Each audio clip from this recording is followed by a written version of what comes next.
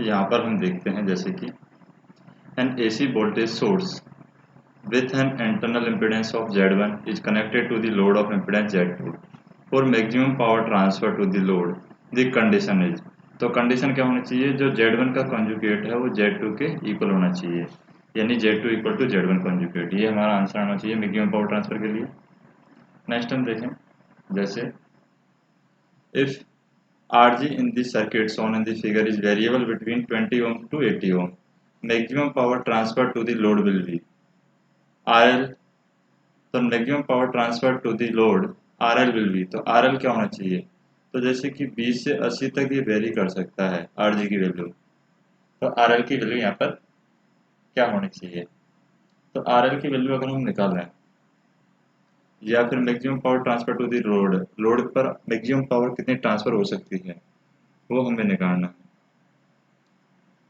तो maximum power transfer के लिए कंडीशन क्या है कि ये 60 होना चाहिए। अगर मैक्सिमम पावर ट्रांसफर की कंडीशन देखें तो यहाँ पर हम देखें जैसे कि क्या होता है, यहाँ पर जो पावर होगी वो क्या होगी I² यहाँ पर जो रेजिस्टेंस है मिनिमम मान लेते हैं 20 और ये है 60, तो करंट की वैल्यू क्या हो जाएगी 40 डिवाइड बाई रेजिस्टेंस, रेजिस्टेंस कितना हो जाएगा 80 टोटल सीरीज में है, यानी I² इंटू RL की वैल्यू कितना है 60, तो ये यहाँ से कट जाएगा 2 बार, यानी कि 1/4 इंटू 60 आ जाएगा और 4 से कट जाएगा 15 वाट, तो 15 वाट हमारा आंसर हो जाएगा। नेक्स्ट हम देखें जैसे superposition theorem is essentially based on the concept of, तो सुपरपोजिशन थ्योरम में कौन से कॉन्सेप्ट पर बेस होती है, सिर्फ लीनियर कॉन्सेप्ट पर बेस होती है। नेक्स्ट हम देखें for determining circuit Thevenin to be determined the Thevenin voltage VTH across the terminal A and B, तो थेवेनिन वोल्टेज VTH यहाँ पर क्या होगा, A और B के अक्रॉस अगर हम थेवेनिन वोल्टेज निकालना चाहें तो यहाँ पर थेवेनिन वोल्टेज निकालने की हम कोशिश करते हैं। जैसे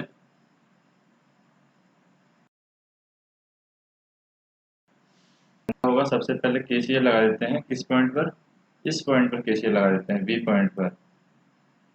यानी इस पॉइंट पर हम KCL लगा देते हैं, यानी यहाँ पर करंट आ रही है तो इस पॉइंट, तो ये हो जाएगा यहाँ पर इसके, जैसे ये I है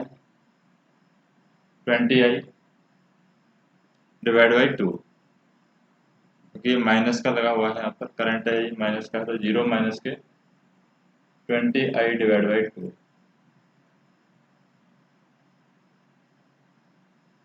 20I डिवाइड बाई 2, फिर प्लस के यहाँ पर है माइनस के I जो कि इस करंट आ रही है यहाँ पर, इसलिए माइनस का आ जाएगा, तो माइनस का I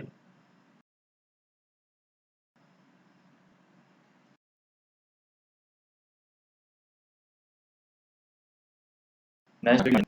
2 माइनस के I डिवाइड बाई 1। अगर इसके लिए हम यहाँ से यहाँ तक देखें तो 2 माइनस के I डिवाइड बाई 1 आ जाएगा,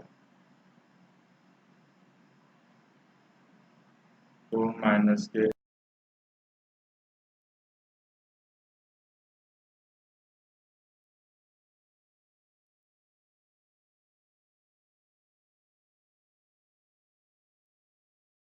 I 2 या 2 माइनस के 0, लेकिन यहाँ पर करंट आ रही है I, इसके अकॉर्डिंग इसको सॉल्व किया है। अब क्या करेंगे हम, इसको सॉल्व करने की कोशिश करते हैं। तो यहाँ से हमारी जो वैल्यू आएगी I की वैल्यू वो आ जाएगी यहाँ पर, जैसे VAB की वैल्यू क्या है, अगर VAB यानी वोल्टेज हम निकालें यहाँ पर, तो VAB की वैल्यू यहाँ पर 20I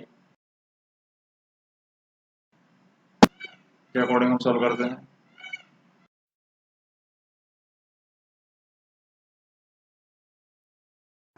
क्या लगा रहे हैं, KCL लगा रहे हैं इस पॉइंट पर,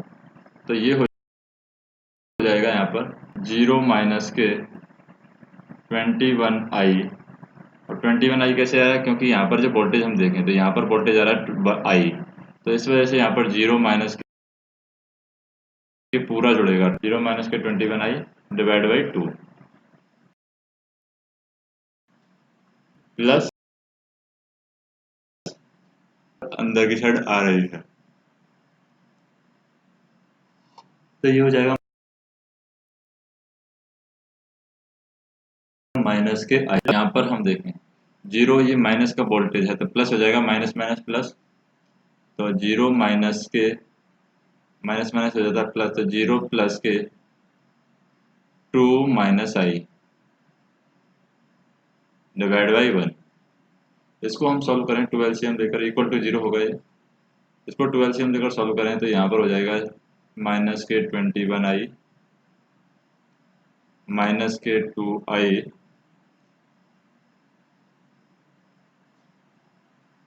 और प्लस 4 माइनस के 2i इक्वल टू 0, ये वैल्यू हो जाएगी। प्लस के 4 माइनस के 2i इक्वल टू जब 0 हो जाएगी वैल्यू, तो लेकिन यहाँ पर हम देखें कि ये 2i है, ये 2i है, ये 21i है, तो ये हो जाएगा 25i माइनस के 25i और प्लस के 4 इक्वल टू 0। तो यहाँ से हम देखें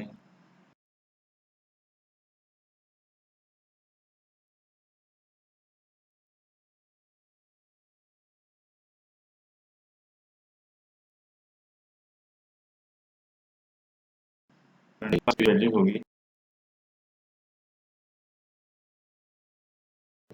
वो, यानी i की वैल्यू 21i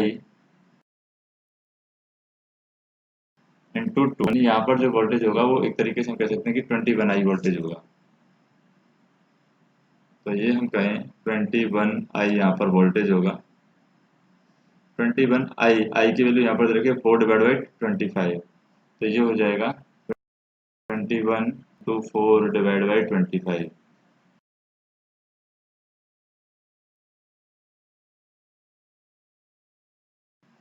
तो एक बार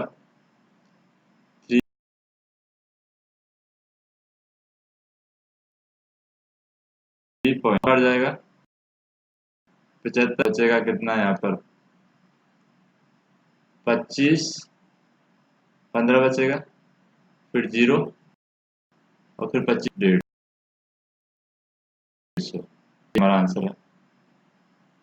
नेक्स्ट हम देखें, जैसे क्वेश्चन दिया हुआ है, a non sinusoidal voltage source Vs has internal impedance of Zs. If a purely resistive load to be chosen that maximize the power transfer to the load, that must be ideal voltage source है, इसका internal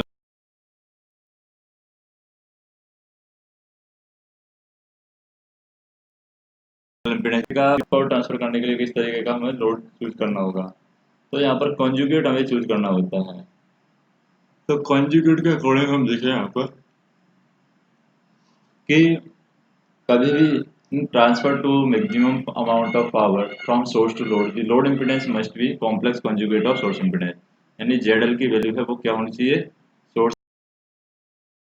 impedance के। लेकिन यहाँ पर जेडएल दे रखा है purely resistive, जेडएल purely resistive दे रखा है, इसका मतलब हम कह सकते हैं कि जेडएल की वैल्यू है वो आरएल के इक्विवेलेंट है, और यहाँ पर हम कह सकते हैं कि आरएल है वो जेड एस का कॉन्जुगेट होना चाहिए, तो जेड एस कॉन्जुगेट होना चाहिए, उसका भी मोड होना चाहिए, इसका मतलब है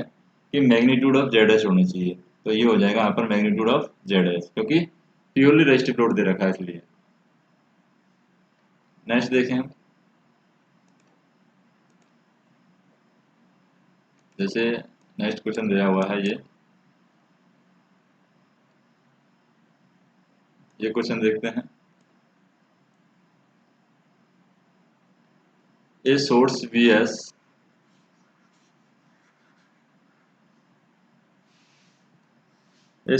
S equal to V cos 100 pi has an internal impedance of 4 plus j3 omega. If the purely resistive load is connected to the source, has to extract the maximum power out of the source, its value of ohm should be। तो इसकी value है ohms में, वो क्या हो सकती है? तो इसकी वैल्यू हम देखें ओम्स में,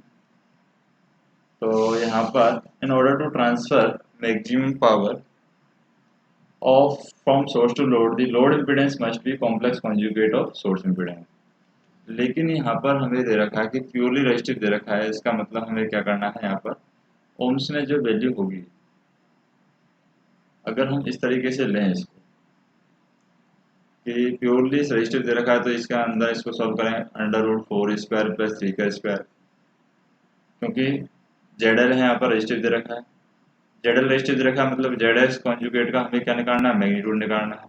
और मैग्नीट्यूड जो निकालते हैं वो इसी तरीके से निकालते हैं, तो यानी √25 हो जाएगा। √25 की वैल्यू क्या हो जाती है, 5, तो ये हमारा आंसर हो जाएगा 5। नेक्स्ट देखें, and a circuit in the circuit given below the value of R, तो ये आर की वैल्यू यहाँ पूछ पूछी है,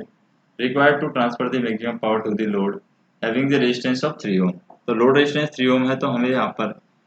सोर्स रेजिस्टेंस भी 3 ओम करना होगा। सोर्स रेजिस्टेंस 3 ओम करने के लिए हमें आर की वैल्यू क्या चूज करनी होगी, 6, तभी यहाँ पर उनका इक्विवेलेंट रेजिस्टेंस 3 आ सकता है। तो आंसर क्या होगा यहाँ पर कि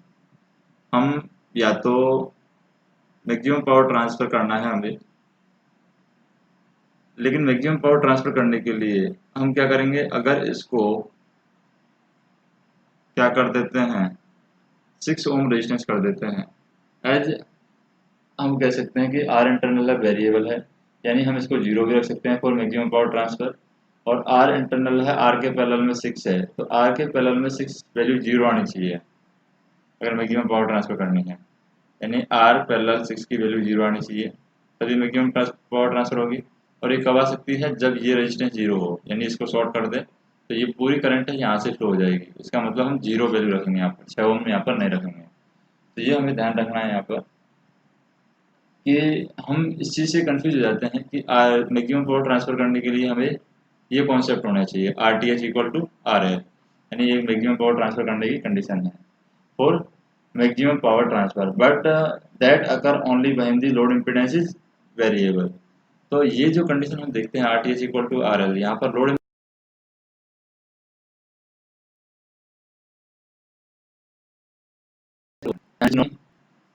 इन this present case, so we can measure RTH equal to RL, और हम इसको इजीली मेजर कर सकते हैं। नेक्स्ट हम देखें, जैसे कि ये क्वेश्चन दे रखा है, Thevenin equivalent of circuit operating at omega equal to 5 radian.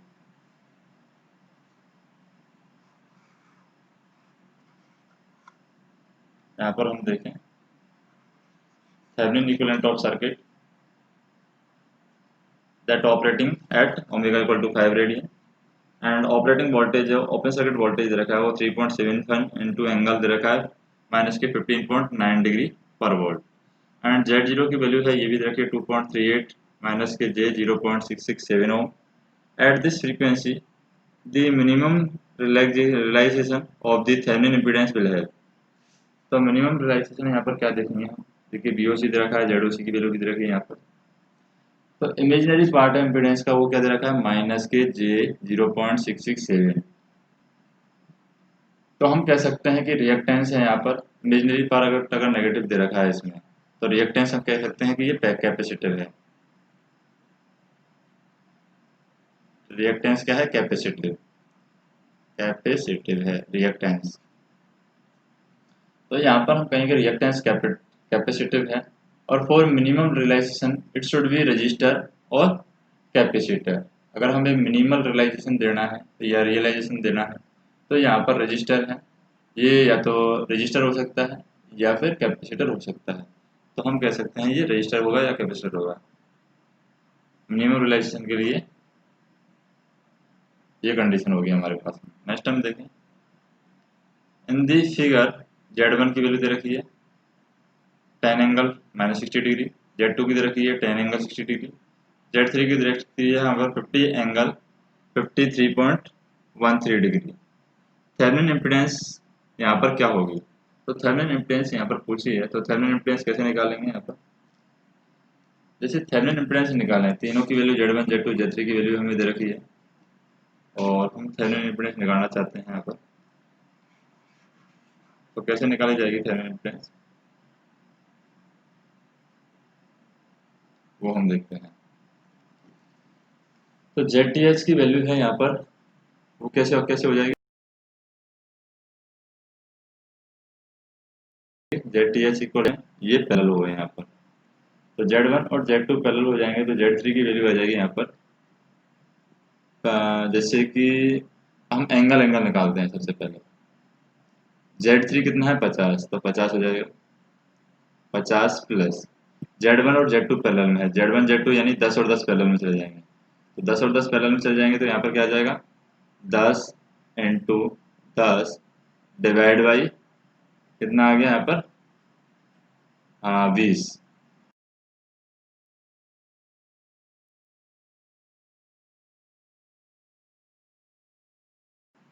तो कि हम कह सकते हैं कि 55 के आसपास तो एंगल या एंगल आ रहा है,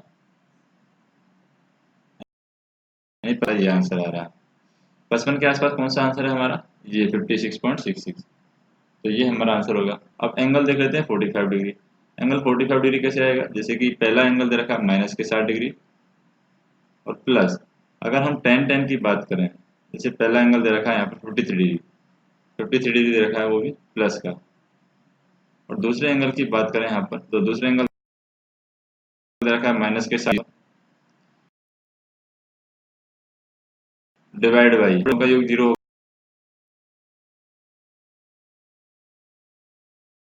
होगा, ऊपर यहाँ पर वैल्यू नहीं रहेगी यहाँ पर, यानी हम तरीके से देखेंगे कि ये वैल्यू है 56.66 और एंगल 45 डिग्री आएगा।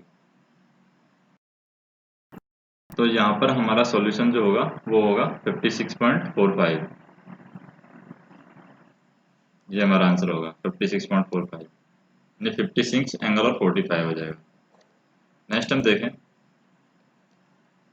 जैसे